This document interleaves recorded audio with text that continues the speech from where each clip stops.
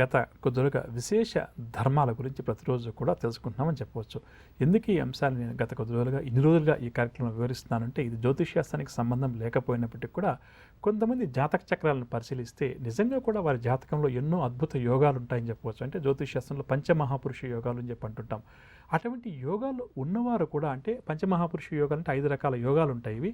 ఈ యోగాలు ఎవరి జాతకంలో అధికంగా ఉంటాయో, ఒక యోగం కానీ, 2 యోగాలు కానీ, 3 యోగాలు కానీ, అటువంటి వారు జీవితంలో చాలా పెద్ద స్థాయికి ఖచ్చితంగా కూడా చేరుకుంటారని చెప్పవచ్చు. కానీ ఆ చేరుకున్న స్థాయిలో నిలబడ్డం మాత్రం నిజంగా కూడా అందరికీ చాలా కష్టసాధ్యమైన పనిగా చెప్పవచ్చు.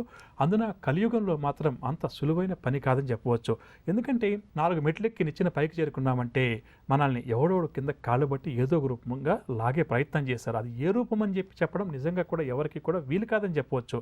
మరి జాతకంలో ఈ యోగం ఉంది, యోగం ఉన్నప్పుడు ఈ వ్యక్తి ఇంత పెద్ద స్థాయికి వెళ్ళాడు, ఒక సినిమా రంగంలో కానీ, రాజకీయ రంగంలో కానీ, క్రీడా రంగంలో కానీ, ఇంకొక రంగంలో కానీ అని చెప్పి అనుకున్నప్పుడు మళ్ళీ ఆ వ్యక్తి ఆ స్థాయి నుంచి ఎందుకు కింద పడిపోతాడు అంటే, ప్రధానంగా చెప్పాలంటే ఆ స్థాయికి వెళ్ళే అర్హత ఉంది కాబట్టి ఆ స్థాయికి వెళ్ళాడు. కాబట్టి ఇంకా ఆ స్థాయిని నిలుపుకోవడం అది మన బాధ్యతగా చెప్పాలి. అక్కడ మనం భగవంతుడినో, జాతక చక్రాలను, తల్లిదండ్రులను నిందించడానికి ఏమాత్రం కూడా మనకు వీలుండదు. ఎందుకు చెప్తున్నానంటే, మనం ఆ స్థాయికి వెళ్ళిన తర్వాత మనకి ఏమవుతుందంటే, సాధారణంగా డబ్బు, పలుకుబడి, మనకు కొంతవరకు కారు, బంగ్లాలు ఇవి రాగానే ఇక మనకు తిరిగేముంది, ఇంకంతా కూడా నా ఇష్టం కదా అని చెప్పి అనుకోవడం మొదలు పెడతాం.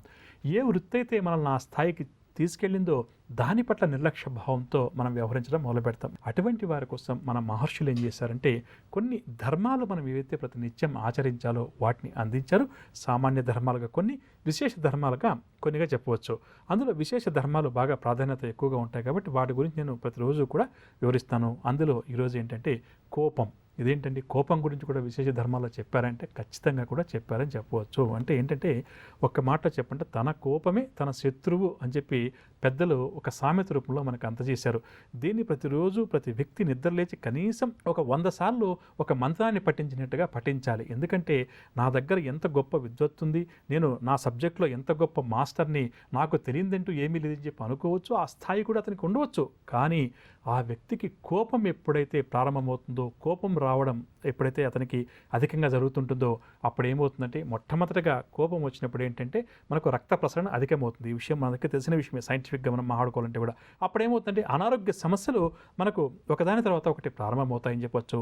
ఆ తర్వాత ఏంటంటే, ఈ కోపంలో ఉన్నప్పుడు, ఆవేశంలో ఉన్నప్పుడు పగ, ప్రతీకారాలు మనకి ఎప్పుడైతే అధికమవుతాయో అప్పుడు ఇక మనం స్థాయి భేదాన్ని మర్చిపోయి మాట్లాడడం కానీ, ఎదుటి వ్యక్తులతో ప్రవర్తించడం కానీ, వారి మీద ప్రతీకారం తెచ్చుకునే ప్రయత్నం కానీ అధికంగా చేస్తుంటామని చెప్పవచ్చు. ఇక్కడేంటి, శాస్త్రపరంగా తీసుకున్నప్పుడు ఒక పెద్ద వైద్యుడో లేదా ఒక పెద్ద జ్యోతిష్ పండితుడో, వాస్తు పండితుడో ఇంకెవరో ఉన్నప్పుడు ఏంటంటే, వారికి ఎదుటి వ్యక్తి ఏదైనా ఇబ్బంది కలిగించినప్పుడు సబ్జెక్ట్లో నేను ఎంత గొప్ప అని చెప్పి చెప్పుకోవడం కానీ, ప్రూవ్ చేయడం కానీ తప్పని చెప్పడం లేదు. కానీ కోపంగా ప్రవర్తించడం వల్ల ఏమంటే, ఎదుటి వ్యక్తి మీద మనం ఎప్పుడైతే ప్రతీకారానికి దిగుతామో, ఎప్పుడైతే గొడవలకు దిగుతామో, తాత్కాలికంగా కొంతవరకు ఆ వ్యక్తిని తిట్టడం, హింసించడం ఇటువంటి చేసినప్పుడు ఏమవుతుందంటే, మనలో చాలామందికి వచ్చేట ఒక సందేహం ఏంటంటే, నిజంగా కూడా నేను ఏదైనా దాన ధర్మాలు చేస్తే నాకున్నటువంటి కష్టాలు తొలగిపోయేందుకు భగవంతుని యొక్క ఆశీస్సులు లభిస్తాయా లేదా అన్న అంశం. ఎందుకు చెప్తాను ఈ విషయం అంటే, మనం ఏదన్నా జాతకరీత్యా చూసుకున్నప్పుడు ఒక మనిషికి టైం బాగలేదని చెప్పి అనుకుందాం. ఉదాహరణకు ఒక వ్యక్తికి ఏలినాటి శని బాగా ఉంది. ఏలినాటి శని ప్రభావం వల్ల ఆ వ్యక్తికి ఉద్యోగం లేదు, లేదా తినడానికి తిండి లేదు, ఇబ్బందులు ఉన్నాయని చెప్పి అనుకున్నప్పుడు మనం సాధారణంగా చెప్పే పరిహారం ఏంటంటే, శని గ్రహానికి సంబంధించినటువంటి శాంతి క్రియలు చెప్తుంటాం. అంటే జపం చేయించమండి, నువ్వుల నూనెతోటి శనికి తైలాభిషేకం చేయించండి, నువ్వుల నూనెతోటి దీపం వెలిగించండి, ఈ విధంగా చెప్తుంటాం. కొన్ని సందర్భాల్లో ఏంటంటే, ప్రధానంగా చెప్పాలంటే అన్నదానం చేస్తే కూడా చాలా మంచిదండి, శనికి అన్నదానం కూడా చాలా మంచిదని చెప్తుంటాం. మరికొన్ని సందర్భాల్లో శనివారానికి శని ఆధిపత్యం వహిస్తాడు కాబట్టి ఎవరైతే అన్నం లేక ఇబ్బంది పడుతున్నారో, యాచకులు లాంటి వారు ఎవరైతే ఉన్నారో అటువంటి వారికి కూడా యథాశక్తిగా అన్నదానం చేయడం కానీ, లేదా వారికి ఏదైనా ఆర్థిక సహాయం చేయడం, అంటే కొద్దిగా డబ్బులు ఏదైనా కావాల్సింది కొనుక్కోమని చెప్పడం కానీ చెప్తుంటాం. అంటే ఇక్కడ ఉదాహరణకు నేను శని గ్రహాన్ని తీసుకున్నాను. కానీ జాతకంలో ఏ దశ బాగలేకపోయినా, అంతర్దశలో బాగలేకపోయినా, అతనికి ఏ గ్రహం బాగలేకపోయినప్పటికీ అతనికి ఏదైనా ఉద్యోగంలో సమస్య కానీ, కుటుంబ జీవితంలో సమస్య కానీ, లేకపోతే ఇంకొక రకమైనటువంటి సమస్య కానీ వచ్చినప్పుడు ఏంటంటే, ఆ వ్యక్తి కష్టపడి సంపాదించినటువంటి డబ్బు ఏదైతే ఉందో, అంటే ఏంటి, నీతి నిజాయితీగా సంపాదించిన డబ్బుతోటి కొన్ని పుణ్యకార్యాలు చేయమని చెప్తుంటాం. ఇవన్నీ కూడా ఒక్క మాటగా ఏమని చెప్తాయంటే, ప్రధానంగా మనకు ఉన్నదాన్ని లేని వాడికి కొంత భాగాన్ని ఇవ్వడం. అంటే మనం సంపాదించిన డబ్బు 1000 రూపాయలు ఉందనుకోవడం, ఒక 10 రూపాయలు ఎదుటి వ్యక్తికి ఎవరికైతే నిజంగా అవసరం ఉంటుందో ఆ వ్యక్తికి ధనం రూపంలో కానీ, వస్తు రూపంలో కానీ, ఇంకొక రూపంలో కానీ ఇవ్వడం వల్ల ఏంటంటే భగవంతుడి యొక్క ఆశీస్సులు మనకు పుష్కలంగా లభిస్తాయని చెప్పవచ్చు. అందువలనే ఉదాహరణ తీసుకున్నప్పుడు మన మనం ఏదైనా బాగా ఒక వ్యక్తికి కష్టం ఉందండి, చికాకు ఉంది అని చెప్పి అనుకున్నప్పుడు ఏంటంటే శివుడికి అభిషేకం చేయించండి, ఆ తర్వాత అన్నశాంతి చేయించండి అని చెప్తుంటాం. అంటే ఏంటంటే ఒక 10 మందికి అన్నం పెట్టండి అని చెప్తుంటాం. ఎందుకంటే ఆ 10 మంది వ్యక్తుల్లో భోజనం చేసినప్పుడు మన ఇంట కనీసం ఒక వ్యక్తి మహాత్ముడు సత్పురుషుడు ఎవరైనా ఉన్నప్పుడు 10 మందిలో కూడా ఒక్కరుంటే కూడా చాలు, ఆ వ్యక్తి కడుపు నిండా మన ఇంట భోజనం చేయడం వల్ల ఏంటంటే మనకు అన్నపానీయాలకు ఎటువంటి లోటు రాదు అన్నది అందరికీ తెలిసిన సత్యంగా చెప్పవచ్చు. అందుకే ఏ శుభకార్యమైనా అశుభకార్యం చేసినా సరే చివరిలో ఖచ్చితంగా కూడా అన్నశాంతి అనే కార్యక్రమాన్ని మన పెద్దలు ఏర్పాటు చేశారు. నిజంగా కూడా మనం చేసే దానాలు ధర్మాలు మనకు నిజంగా ఉపయోగపడతాయా, దీనివల్ల మనకు లాభం ఉంటుందా అని చెప్పి ఎవరికైతే ప్రశ్నలు అధికంగా వస్తున్నాయో, అంటే ఇది పురాణాల్లో చెప్పారు, వేదాల్లో చెప్పారు, స్మృతుల్లో చెప్పాడు కాబట్టి మనకి ఎటువంటి సందేహము అవసరం లేదు. కానీ ఏంటంటే మనలాంటి సామాన్యులకు ఎన్నో సందేహాలు, ఎన్నో అపోహలు ఎప్పుడు కూడా కలుగుతుంటాయి. దీనికి ఉదాహరణలు ఏంటంటే ప్రధానంగా చెప్పాలంటే మనం షిరిడి సాయిబాబా వారి యొక్క ఆలయాన్ని తీసుకుందాం. ఈ మధ్య కాలంలో అంటే సాయిబాబా వారు ఎప్పుడు జన్మించారు, ఎప్పుడు స్వర్గస్థులు అయ్యారు, ఈ విషయాలు మనకు తెలిసినవే కదా.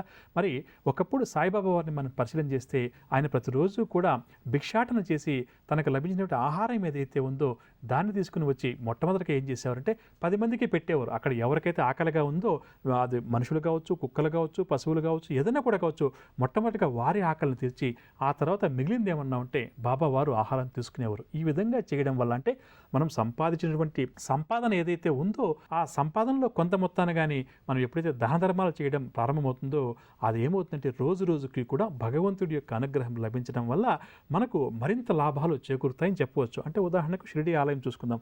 కొన్ని వందల సంవత్సరాల క్రితం భిక్షాటన చేసి బాబావారు ఏదైతే ఆహారం తీసుకునేవారో 10 మందికి ఆ భిక్షాటనలో వచ్చినటువంటి ఆహార పదార్థాలను పంచిపెట్టారో, ఈరోజు షిరిడి యొక్క మనం ఒక్కసారిగా దాని యొక్క సంపాదన గురించి చూస్తే భక్తుల నుంచి వచ్చేటువంటి కానుకలు ఏవైతే ఉన్నాయో అవి నిజంగా కూడా కొన్ని ప్రతిరోజు కూడా కోట్లాది రూపాయలు వస్తున్నాయి. ఆ ఆలయం దినదిన ప్రవర్ధమానంగా వర్ధిల్లుతుందని చెప్పవచ్చు. ఇది మన కళ్ళకు కనిపిస్తున్నటువంటి సత్యంగా చెప్పవచ్చు. అదేవిధంగా మనం తిరుమల శ్రీ వెంకటేశ్వర స్వామి వారి యొక్క ఆలయాన్ని తీసుకుంటే భక్తుల నుంచి కానుకల రూపంలో వసూలయ్యే వాటితో వారు ప్రతి నిత్యం కూడా కొన్ని వేల మందికి అన్నదానం చేస్తున్నారు, విద్యార్థులకు చదువును అందిస్తున్నారు, కొన్ని ఆసుపత్రుల యొక్క నిర్వహణ బాధ్యతలు స్వీకరిస్తున్నారు. అదేవిధంగా ఈ ధర్మాన్ని కాపాడే ప్రయత్నంలో వెంకటేశ్వర స్వామి వారి యొక్క ప్రాముఖ్యతను ఊరు వాడా తీసుకుని వెళ్ళి కూడా వారు అభివృద్ధి పరుస్తున్నారు. అంటే ఈ డబ్బులంతా కూడా ఎక్కడదంటే మనం కానుకల రూపంలో ఇచ్చింది. వారేం చేస్తున్నారు, టీటీడీ వారు ఆ వచ్చిన డబ్బులను ఏం చేస్తున్నారంటే, లేదా వచ్చినటువంటి ఆ డబ్బుల మీద వచ్చినటువంటి వడ్డీని ఏం చేస్తున్నారంటే ఇతరత్ర దాన ధర్మాల కోసం వారు ఉపయోగిస్తున్నారు. ఈ విధంగా చేస్తున్నప్పుడు చూడండి తిరుమల తిరుపతి యొక్క ఆదాయం ఎంత అని చెప్పి ఊహించడం కూడా మనలాంటి సామాన్యులకు అర్థం కాదు. ఎందుకు ఇలా వస్తుంది? స్వామివారిలో అక్కడ పవర్ ఉందనా కాదన్న విషయాలు ఇక్కడ వేరే విషయం. నేను ప్రధానంగా ఇక్కడ దాన ధర్మాల గురించి వివరిస్తాను కాబట్టి స్వామివారిలో శక్తి ఉంది కాబట్టే స్వామివారి అనుగ్రహం ఆశీస్సులు మనకు లభిస్తున్నాయి కాబట్టి ప్రతిరోజు ఇన్ని వేల మంది మనము స్వామివారిని దర్శించుకుంటున్నాము. మరి మనం వేసే కానుకలు ఏవైతే కష్టార్జితంతో చేసి సంపాదించిన డబ్బుతో ఉండిలో కానుకలు వేస్తున్నామో ఆ కానుకలతో ఇటువంటి దైవ సంబంధిత కార్యక్రమాలు, దానం లాంటి కార్యక్రమాలు చేయడం వల్ల ఏమవుతుందంటే ధర్మో రక్షతి రక్షితః అని మనము ప్రతిరోజు కూడా తెలుసుకుంటున్నాం కదా. కాబట్టి ఏమవుతుందంటే ఆదాయం మరింతగా పెరుగుతుందని చెప్పవచ్చు. ఈ రెండు కూడా ప్రత్యక్ష ఉదాహరణలుగా మనం తీసుకోవచ్చు. కాబట్టి మనం కష్టార్జితంతో సంపాదించిన డబ్బు ఏదైతే ఉందో ఆ డబ్బుతో మనకు శక్తి ఉన్నంత వరకు 100 మందికి భోజనం పెట్టాలా, 100 మంది విద్యార్థులను చదివించాలా, 10 మంది విద్యార్థులను చదివించాలని చెప్పి ఇక్కడ అప్రస్తుతం మనకున్న శక్తిని బట్టి మనం సంపాదించిన డబ్బులో కొంత భాగాన్ని మనం ఇటువంటి మంచి కార్యక్రమాలకు, సేవా కార్యక్రమాలకు వినియోగిస్తూ ఉంటే ఖచ్చితంగా కూడా మన దగ్గర ఆదాయం ఏదైతే ఉందో అది ప్రతి నిత్యం కూడా పెరుగుతుంది. మనకున్న సకల గ్రహ దోషాలు తొలగిపోతాయి.